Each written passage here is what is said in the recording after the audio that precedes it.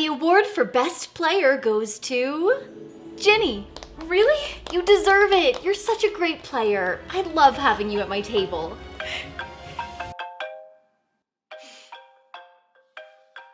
Crap. I knew it was too good to be true. Maybe you don't literally dream of being your game master's favorite player, but I know I'm not the only one who cares about it. My GMs work hard to make the game awesome, and I think they deserve a player who does the same. I've combed through hundreds of posts and videos from game masters talking about what kinds of players make them love running games, and now I'm ready to pass all that on to you. This is gonna go way beyond learn your character sheet and show up for sessions. We're gonna dive deep here. Of course, not every GM wants the same things, so I always advocate for just having a conversation, but hopefully this will give you some ideas. Now, I have D&D in 2 hours, so we better get moving. I'm about to spend my entire Sunday afternoon playing group make-believe. I can't fear being cringe at this point. That ship has sailed, which is good because one of the things a ton of game masters said they love is when their players aren't afraid of being playful. It's normal to be afraid of looking foolish, but we'll have more fun if we can let go of that fear. And this doesn't just mean being silly, although I do think we should be comfortable being silly. Do a funny voice, let your character make a fool of themselves, lean into bad rolls and failed attempts. But also, immersing yourself in the game and really embodying your character means trying on a whole range of emotions. Maybe something will happen that would make your character sad or angry or scared.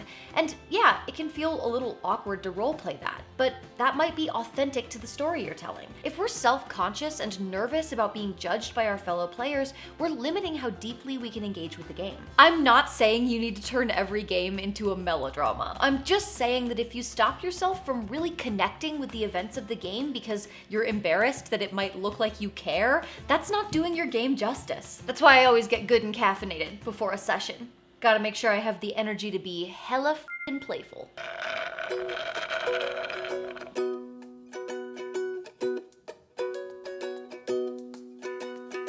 I was not surprised to see game masters praise this next habit over and over again, because in my personal experience, when players don't do this thing, it completely kills the momentum of the game. Tell me if this sounds familiar. You started the session planning to enter a building or confront a bad guy or venture out into the wilds, but now it's been 2 hours. You've bought supplies, you've scouted and investigated and researched, you've discussed several potential plans, and you've been over every possible spell and item and feature that could help you.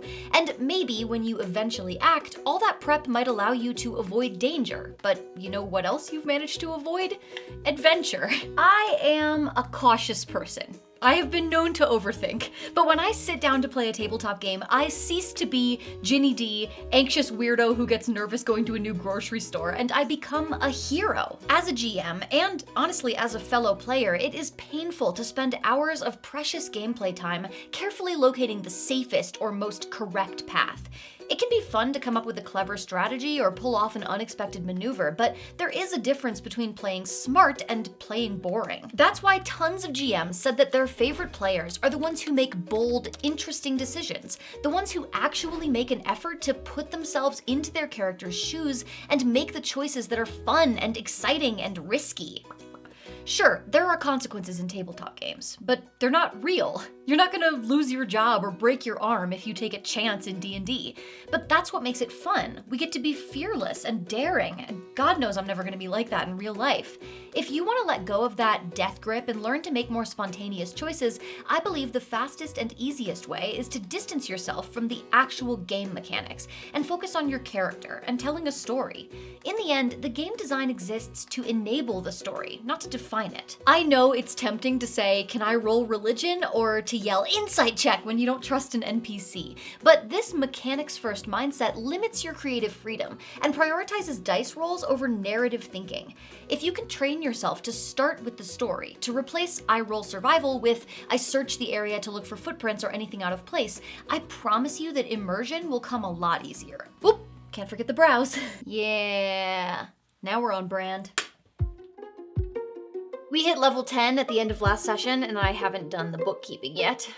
I know I said this video was going to be more than just learn your character sheet and show up for sessions, but we have to at least acknowledge that the bare minimum for being a great player is respecting and committing to the game. You chose to join this campaign, but that's not the end of it. You need to continue to choose it every session.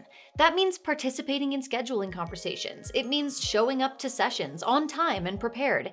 It means paying attention during the game, taking notes if you can, making an effort to learn the lore.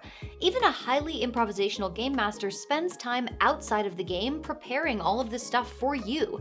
Acknowledging it and engaging with it is a way to show them that you appreciate that work. Of course, this also means doing your best to have a functional understanding of your character's abilities. Trust me, I know this can be hard, especially for beginners, and for my fellow neurodivergent people. I even have a whole video about how people with ADHD can still have a great time playing D&D. I'll link it in the cards. Nobody's saying that you have to be perfect, but I am saying that game masters everywhere seem to really appreciate players who put in some effort. Another part of respecting the game is just operating within its framework.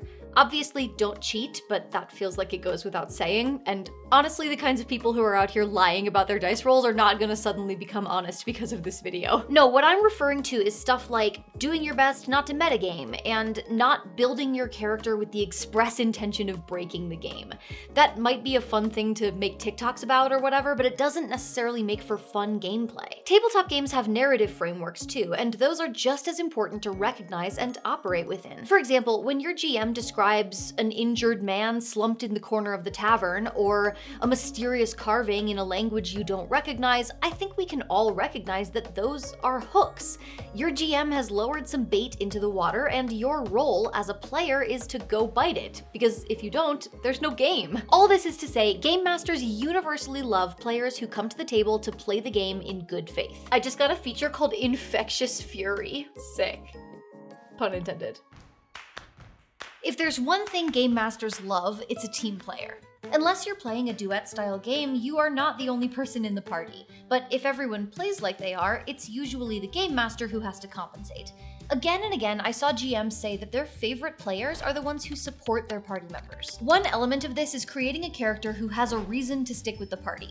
Another is creating a character who is actually fun to play alongside. I made a whole video about how to be a less selfish role player, which I will link in the cards, but here's the short version.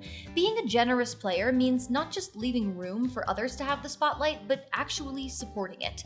Think about how you'd like other players to engage when your character gets their moment in the sun, and be that person. It feels terrible to have some major plot moment happen for your character and to really dig your teeth into it, and then look up to find that all of your fellow players are checking Instagram or playing Wordle or something. If you need a quick and easy way to practice this skill, I recommend just asking questions. I'm serious, you will be shocked how much just asking questions will make your fellow players feel recognized and appreciated. I love random low-stakes questions like, God, I'm so tired of rations. If you could have anything to eat right now, what would it be?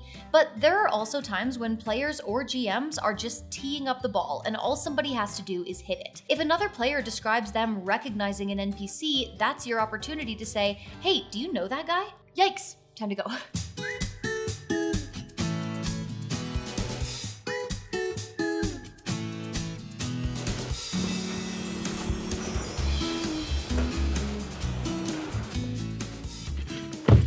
A lot of my videos are about how to get better at something, and as a certified perfectionist, I have to remind you that being good at something, whether that's cooking or math or playing tabletop games, is a practice. And practice means that you won't always be perfect, but you commit to trying, and you get better over time. I mean, I talk about this stuff on my channel, but I am definitely not a perfect player. But I don't have to be, as long as I am making an effort to contribute to all of us having a great game. And I'm sure my game masters appreciate that, although none of them have ever given me a trophy, so who knows. God damn it, I'm gonna be late. I'm such a hypocrite.